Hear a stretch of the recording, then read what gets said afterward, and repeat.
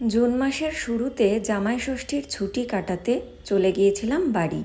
বাড়ি যাওয়া মানেই বিকেল হলে ঘরে কিছুতেই মন টেকে না। আমি আর সৌরভ একই স্কুল থেকে পড়াশুনো করেছি, তাই স্কুলে আমাদের অনেক স্মৃতি জড়িয়ে আছে। সেদিন বিকেলবেলা চলে গেছি স্কুলে।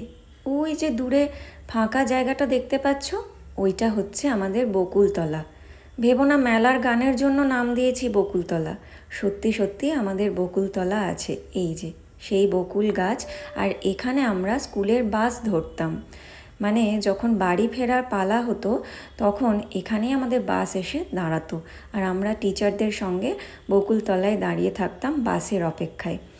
তারপর আমরা এখন যাচ্ছি স্কুলের মেন গেটের দিকে। আমরা যখন গিয়েছিলাম তখন প্রায় সন্ধে হয়ে এসেছে, তাই মেন গেটে তালা পড়ে গেছে। বাইরে থেকেই দেখে মন প্রাণ জুড়ালাম। ওই যে আমাদের স্কুলের বিল্ডিং।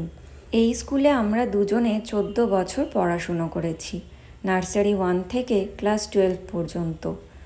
এখানকার রাস্তাঘাট, প্রতিটা গাছ এখনও সেই একইভাবে বিরাজমান। তোমরা আমাকে অনেকেই জিজ্ঞাসা করো, দিদি তুমি কি বিশ্বভারতী ইউনিভার্সিটির পাঠভবনের স্টুডেন্ট?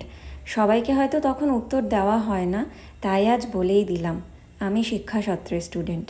আর এই শিক্ষাসত্রের সঙ্গে কেমন যেন একটা নারীর টান অনুভব করি। প্রতিবার বাড়ি গেলে হয়তো ছবি তোলা হয় না, কিন্তু এই রাস্তাটা একবার না একবার ঢু মেরে আসি। কোথাও যেন একটা ভালো লাগা আজও রয়ে গেছে। যাই হোক, সেদিন খুব গরম ছিল, তাই খেলার মাঠের পাশে এসে অনেকক্ষণ দাঁড়িয়েছিলাম। আর ওই যে দূরে সবাই মাঠে খেলছে দেখে মনটা খুব খারাপই হচ্ছিল।